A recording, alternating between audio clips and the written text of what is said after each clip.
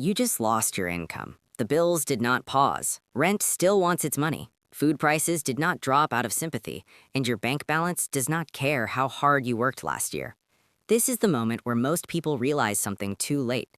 They never learned how money actually works. They learned how to earn it, they learned how to spend it, but not how to defend it, not how to multiply it, not how to survive when the system turns hostile. If you want to survive financially and eventually build wealth, there are concepts you must understand. Not theory, not textbook definitions, real mechanics, the kind that decide who collapses and who gains leverage during chaos. Let's start with the first one. Money is not security. Cash feels safe because it is quiet. It sits there. It does nothing. And that is exactly the problem. Inflation is not loud. It does not knock on your door. It erodes your purchasing power silently, every single day. The same cash that bought you a full grocery cart 5 years ago now buys half of it. If your money is not growing faster than inflation, you are working backward. The threat here is comfort. Cash makes you feel prepared, but long periods of high inflation turn savings into melting ice. You think you are being conservative, in reality, you are slowly losing ground. The solution is understanding that money must move, not recklessly, not emotionally, but intentionally. Assets that generate income or compound over time give your money a job. Idle cash is unemployed money, and unemployed money gets poorer every year. If you do not grasp this, you will save diligently and still fall behind. Next concept. Income is fragile. Wealth is resilient. Most people confuse a high income with financial strength. They see a big paycheck and assume safety, but income can disappear overnight. Layoffs do not ask permission. Industries die. Skills get automated. Entire careers become obsolete. The threat is dependency. If one paycheck pays all your bills, your financial life is balanced on a single pillar. When that pillar cracks, everything collapses. The solution is leverage. Wealth is not how much you earn this month. It is how many systems you control that produce value without your constant presence. Savings give you time. Assets give you options. Multiple income streams give you breathing room. You do not build this overnight. You build it while things are stable, because when chaos arrives, it is already too late to start. Another concept most people never learn. Debt is not just money you owe, it is time you have already sold. High-interest debt is a trap designed to compress your future into monthly payments. Every dollar of interest is money that could have built assets, skills, or freedom.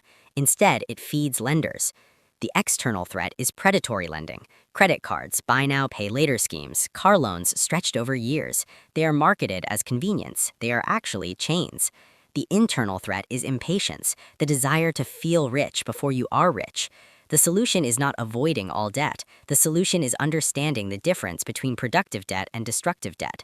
Debt that increases your earning power or cash flow can accelerate progress. Debt that funds consumption steals it. If you do not understand this distinction, you will work harder every year and own less every decade. Now let's talk about risk, not the kind people post about online, real risk. Most people fear volatility. They see markets move and panic, but volatility is not the enemy. Permanent loss is. The real danger is not short-term drops. It is putting money into things you do not understand, cannot control, and cannot survive if they fail. The threat is ignorance combined with confidence. That combination destroys wealth faster than bad luck ever could. The solution is margin of safety. You do not need perfect predictions. You need room for error.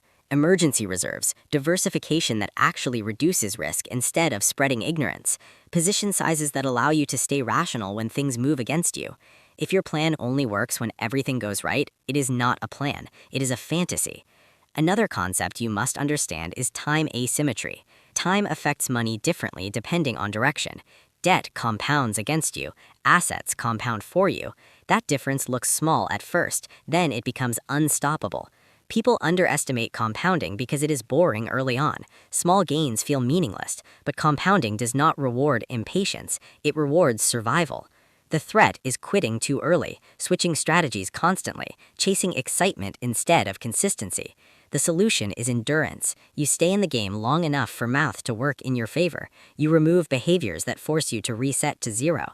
Wealth is built by people who do not self-destruct during the boring middle. Now let's talk about liquidity. Liquidity is your ability to act when others cannot. Crises do not destroy opportunity, they concentrate it. When markets crash, assets go on sale. When people lose jobs, labor becomes cheap. When fear peaks, rational decision-making disappears. The threat is being illiquid at the worst possible time. All your money locked, all your options frozen, forced to sell at the bottom just to survive. The solution is optionality. Cash reserves not as an investment, but as a weapon. Flexibility in lifestyle expenses, skills that translate across industries. Liquidity gives you choices when others only have consequences. Another concept that separates survivors from victims is financial psychology. Money amplifies behavior, it does not fix it. If you are impulsive with little money, you will be reckless with more. If you avoid numbers now, you will sabotage yourself later. The internal threat is emotion, fear during downturns, euphoria during booms, shame that prevents you from looking at your finances honestly. The solution is systems, automatic savings, rules-based investing, delayed gratification built into your environment. You do not rise to your motivation, you fall to your systems. If your finances require constant willpower, they will fail under stress. Now understand this concept carefully. Your lifestyle is a financial decision, not a reward.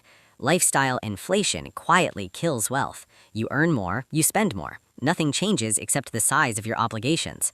The threat is normalcy. Everyone around you upgrading cars, homes, habits. You feel pressure to match it. The solution is intentional restraint, not deprivation, control. Every fixed expense you add is a future obligation you must serve. Lower fixed costs give you flexibility. Flexibility gives you power. People confuse freedom with spending. Freedom is the ability to say no. Let's talk about value creation. Money does not come from effort alone. It comes from solving problems that other people care about. The threat is trading time for money forever. You cap your income because your hours are limited. The solution is leverage, skills that scale, products that replicate, systems that continue without your presence. You do not need to invent something revolutionary. You need to understand where value flows and position yourself in its path. Wealth flows towards utility, efficiency, and control. Finally, understand this. The system is not designed to make you wealthy. It is designed to keep you functional. Taxes are optimized for earners, not owners. Inflation benefits debtors and asset holders, not savers. Financial education is optional by design. The threat is passivity, assuming fairness, waiting for stability. The solution is responsibility. You become your own risk manager, your own strategist, your own safety net. No one will prioritize your financial survival more than you. Here is the consequence of understanding these concepts. You stop panicking when headlines scream collapse. You stop chasing hype. You make emotional decisions under pressure. You move slower but smarter. You protect downside first. You build systems that work whether the economy cooperates or not. And when disruption hits, you are not scrambling, you are adjusting. Because financial survival is not about predicting the future, it is about preparing for uncertainty. The people who win are not the smartest. They are the ones who stayed solvent, adaptable, and disciplined long enough for opportunity to find them. You do not need perfection. You need awareness, you need structure, and you need to act before crisis forces your hand. Because when the system shakes, it does not ask who is ready, it only reveals who was. If you're still here, like, comment, and subscribe.